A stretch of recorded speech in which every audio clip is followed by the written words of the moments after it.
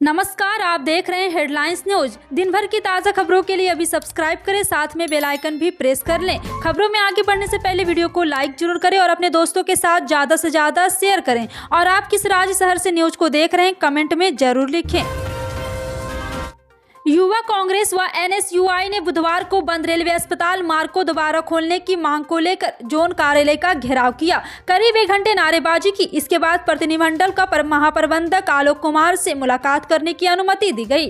प्रतिनिधिमंडल ने ज्ञापन सौंपकर रास्ता खोलने की मांग की। कोरोना काल में संक्रमण का हवाला देकर रेल प्रशासन ने अस्पताल मार्ग को बंद किया है। वर्तमान में संक्रमण कम हो गया है, लॉकडाउन भी नहीं है। इसके बाद भी रेल प्रशासन द्वारा सड़क बंद रखा गया है, जिसे लेकर पूर्व में महापौर, रेलवे क्षेत्र पार्षद व अन्य जनप्रतिनिधि के समक्ष विरोध किया जा चुका है। युवा कांग्रेस एवं एनएसयूआई ने भी 1 सप्ताह भर पहले जिलाधीश को ज्ञापन देकर मामले में हस्तक्षेप करते हुए रेलवे प्रशासन को चर्चा कर उन्हें सड़क को खुलवाने की मांग रखी थी। इस पर अभी तक कोई निर्णय रेलवे प्रशासन द्वारा नहीं लिया गया। इसी के तहत सैकड़ों की संख्या में युवा कांग्रेस व एनएसयूआई कार्यकर्ता ने रेलवे महाप्रबंधक के कार्यालय का घेराव कर ज्ञापन सौंपा।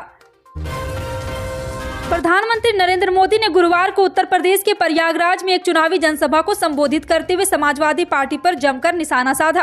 पीएम मोदी ने लोगों को सरकारी नौकरियों के अपने वादे के लिए विपक्षी दलों को यह कहते हुए फटकार लगाई कि उन्होंने 10 वर्षों में केवल 2 लाख सरकारी नौकरियां दी। पार्टी और बहुजन समाज पार्टी की सरकार है, जबकि योगी सरकार ने पिछले 5 सालों में 5 लाख नौकरियां दी है। पीएम मोदी ने कहा कि ये लोग नौकरी के नाम पर फिर उत्तर प्रदेश के युवाओं को धोखा दे रहे हैं। सच्चाई ये है कि इन लोगों ने अपने 10 साल के शासन में सिर्फ 2 लाख लोगों को सरकारी नौकरी दी है, वो भी भाई भतीजावाद, जातिवाद, पैसों के बंडल के आधार पर। जबकि योगी जी की सरकार ने 5 लाख नौजवानों को सरकारी नौकरी दी है। और ये उत्तर प्रदेश के नौजवानों को भी पता होना चाहिए कि कहां पर 5 लाख नौकरियां गई है। रूस यूक्रेन सीमा पर घटनाक्रम। आज गुरुवार को, जी हां, आपको बता दें कि गुरुवार को बहुत तेजी से बदल रहे यूक्रेन में रूस ने सैन्य कार्रवाई की शुरुआत कर दी है। अब यूक्रेन और रूस की तरफ से अलग अलग दावे किए जा रहे हैं। रूस का कहना है कि वह सिर्फ यूक्रेन के सैन्य ठिकानों को निशाना बना रहा है, वहीं यूक्रेन का दावा है कि आम लोग भी मारे गए हैं। इसी बीच खबर आ रही कि यूक्रेन संकट को लेकर अब पीएम नरेंद्र मोदी एक हाई लेवल बैठक करेंगे। बताया जा रहा है कि यूपी से लौटने के बाद पीएम मोदी यह बैठक करेंगे। जानकारी के मुताबिक इस बैठक में रक्षा मंत्री, वित्त मंत्री और विदेश मंत्री समेत कई वरिष्ठ अधिकारी भी भाग लेंगे। वहीं रक्षा मंत्री ने हालातों को लेकर आश्वासन देते हुए कहा है कि यूक्रेन में मौजूद भारतीयों को जल्द से जल्द और सुरक्षित निकाला जाएगा। महाराष्ट्र के कैबिनेट मंत्री नवाब मलिक की गिरफ्तारी के खिलाफ प्रदर्शन शुरू हो गया है। गुरुवार को राष्ट्रवादी युवक कांग्रेस ने राष्ट्रीय अध्यक्ष धीरज शर्मा की अगुवाई में प्रदर्शन किया। इस दौरान धीरज शर्मा ने कहा है कि केंद्रीय एजेंसियों का इस्तेमाल केंद्र सरकार के द्वारा हथियार के तौर पर किया जा रहा है, ताकि हर आवाज को दबाया जा सके। राष्ट्रवादी युवक कांग्रेस ने राष्ट्रीय अध्यक्ष धीरज शर्मा ने कहा है कि कैबिनेट मंत्री नवाब मलिक को बिना किसी जांच गिरफ्तार करना न सिर्फ निंदनीय है, बल्कि लोकतांत्रिक मूल्यों का हनन भी है। राष्ट्रवादी युवक कांग्रेस ने गांधी पीस फाउंडेशन से भाजपा केंद्रीय मुख्यालय पंडित दीनदयाल उपाध्याय मार्ग तक विरोध प्रदर्शन व नारेबाजी करते हुए पैदल मार्च भी निकाला। पाकिस्तान में बैठा अंडरवर्ल्ड डॉन दाऊद इब्राहिम मुंबई में अपने परिवार से लगातार संपर्क में है। जांच एजेंसियों का एक वीडियो टेप हाथ लगा है, जो दाऊद इब्राहिम और मुंबई में उसके भाई इकबाल कासकर की बातचीत का बताया जा रहा है। एजेंसी ने दाऊद के बात को दहलाने वाले एक सीक्रेट प्लान को भी डीकोड कर दिया है। फिलहाल राष्ट्रीय जांच एजेंसी और प्रवर्तन निदेशालय यानी कि ईडी ने केस दर्ज कर एडी कंपनी के भारत में मददगार पर शिकंजा कसना शुरू कर दिया है। एनआईए ने खुलासा किया है कि अंडरवर्ल्ड डॉन ने एक स्पेशल यूनिट तैयार की है, जिसके निशाने पर दिल्ली, मुंबई समेत अन्य इलाके हैं। यूनिट का इरादा यहां धमाका करना या दंगा फैलाना है। देश के चर्चित नेता और बिजनेसमैन भी इसके निशाने पर हैं। चारा घोटाले के 5वें मामले में सजा सुनाए जाने के बाद राष्ट्रीय जनता दल अध्यक्ष लालू यादव को एक नई बीमारी ने घेर लिया है। लालू यादव बीते कई दिनों से दांत दर्द से परेशान है। डोरंडा कोषागार से अवैध निकासी के मामले में सजायाफ्ता लालू यादव रिम्स अस्पताल के पेइंग वार्ड में भर्ती है।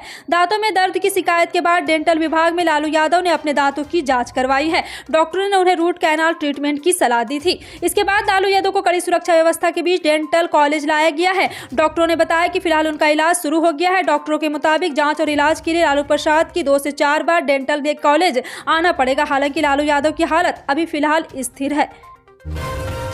पश्चिम बंगाल में सिर्फ टाइपिंग की गलती के कारण विधानसभा का सेशन रात 2 बजे शुरू होगा। दरअसल पश्चिम बंगाल सरकार की ओर से राज्यपाल को विधानसभा सत्र शुरू करने के लिए जो प्रस्ताव भेजा गया था उसमें 7 मार्च 2 PM की जगह 2 AM टाइप हो गया है। जी हां, आपको बता दें कि आज राज्यपाल जगदीप धनखड़ ने दोपहर में राज्य के मुख्य सचिव को आला अफसर राज्यपाल से मिलने नहीं पहुंचे। इसी के बाद राज्यपाल ने ट्वीट करके कहा है कि उन्होंने कैबिनेट के प्रस्ताव को अनुमति दे दी है, लेकिन रात 2 बजे सत्र शुरू होने का प्रस्ताव उन्हें अस्वाभाविक लग रहा है। इस पर प्रतिक्रिया व्यक्त करते हुए विधानसभा के स्पीकर विमान बनर्जी ने कहा है कि यह एक टाइप की गलती थी, राज्यपाल इसे सुधार सकते थे, लेकिन जब उन्होंने रात 2 बजे टाइप की गलती को स्वीकृत किया तो अब रात में ही विधानसभा का सेशन भी शुरू होगा। उत्तर प्रदेश विधानसभा चुनाव के छठे चरण में चुनावी मैदान में ताल ठोक रहे 676 में से 670 उम्मीदवारों का भी लेखा जोखा आ गया है। इनमें से 27% यानी 182 उम्मीदवारों के खिलाफ आपराधिक मुकदमे दर्ज है। 151 उम्मीदवार तो पुलिस रिकॉर्ड में हत्या, रेप, जानलेवा हमला करने जैसे गंभीर अपराधों के मुलजिम हैं। एसोसिएशन फॉर डेमोक्रेटिक रिफॉर्म और यूपी इलेक्शन वॉच के साझा अध्ययन में सभी उम्मीदवारों के नामांकन के पर्चे के साथ दिए हल्फनामे की जाँच पड़ताल की गई। उससे पता चला है कि समाजवादी पार्टी के 48 में 40 यानी 83% उम्मीदवार आपराधिक पृष्ठभूमि वाले हैं। दूसरे नंबर पर 23 आरोपी उम्मीदवारों के साथ बीजेपी है। कांग्रेस और बीएमसी के 22 उम्मीदवार आपराधिक मुकदमे झेल रहे हैं। आप के 51 उम्मीदवारों में 7 मुलजिम हैं। कर्नाटक के बाद अब दिल्ली के एक सरकारी स्कूल में हिजाब पहनकर आई मुस्लिम छात्रा को कक्षा में प्रवेश से रोकने का मामला सामने आया है। छात्रा का आरोप का यह वीडियो बुधवार को सोशल मीडिया पर वायरल हो गया है। स्कार्फ पहने छात्रा वीडियो में कह रही है कि शिक्षकों ने उससे कक्षा में स्कार्फ पहनकर न आने के लिए कहा है। शिक्षकों ने कहा है कि अपनी मां की तरह मत बनो और स्कार्फ पहनकर स्कूल मत आओ। वहां मौजूद 2-3 और लड़कियों को भी स्कार्फ उतारने के लिए कहा गया। सूत्रों के अनुसार स्कूल प्रशासन ने इस मामले को छात्रा के अभिभावकों से बातचीत और शांतिपूर्वक सुलझा लिया है। दिल्ली के स्कूल में यह नियम भी लागू हो गया। जी हां, आपको बता दें कि दिल्ली के सभी सरकारी स्कूलों में पिछले कई दशकों से यह परंपरा चली आ रही कि अगर कोई छात्रा हिजाब या स्कार्फ पहनकर स्कूल आती है तो स्कूल परिसर में प्रवेश करने के बाद कक्षा में जाने से पहले उसे स्कार्फ उतारना होगा। जनवरी को कर्नाटक के उडुपी में एक कॉलेज की 6 मुस्लिम छात्राओं ने कैंपस फ्रंट ऑफ इंडिया के द्वारा कर्नाटक के उडुपी में आयोजित एक प्रेस कॉन्फ्रेंस में भाग लिया। इसमें उन्होंने कॉलेज के अधिकारियों द्वारा हिजाब पहनकर कक्षाओं में प्रवेश से इनकार करने का विरोध किया था। मालूम हो कि कर्नाटक हाईकोर्ट ने बुधवार को हिजाब मामले में सुनवाई के दौरान कहा था कि स्कूल या कॉलेज जो भी यूनिफॉर्म पहनने का सुझाव देंगे उसे मामले की सुनवाई पूरी होने तक माना जाएगा।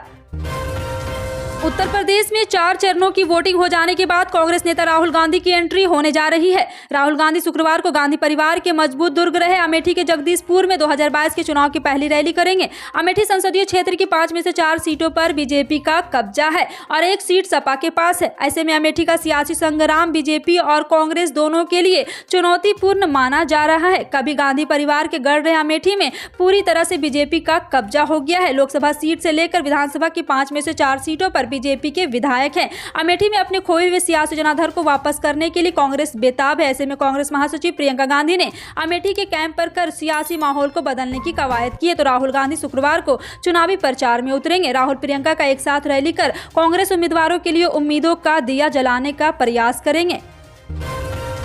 तेज हवा और धूप के बीच गुरुवार को एक बार फिर मौसम में अचानक बदलाव आ गया। कश्मीर में बर्फबारी के असर के कारण वाराणसी में भी अचानक बादल घिरे और बारिश शुरू हो गई और इसी को लेकर के पूरे राज्य में भी मौसम बदल गया। मौसम विभाग ने 4 दिन पहले ही हल्की बारिश का पूर्वानुमान जताया था।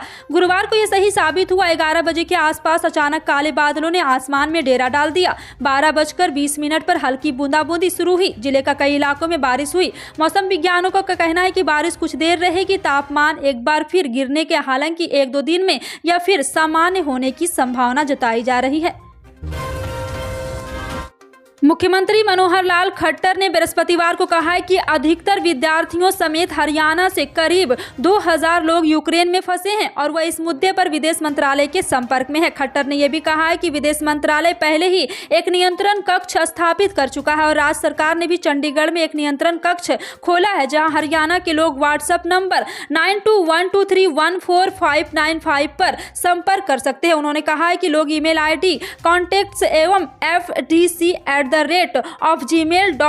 कर भी हरियाणा के विदेश सहयोग विभाग से संपर्क कर सकते थे। जी हां, आपको बता दें गृह मंत्री अनिल विज के साथ संयुक्त संवाददाता सम्मेलन में मुख्यमंत्री ने यूक्रेन स्थिति का हवाला देते हुए कहा है कि जो भारतीय वहां फंसे हैं उनमें करीब 2000 हरियाणा से है।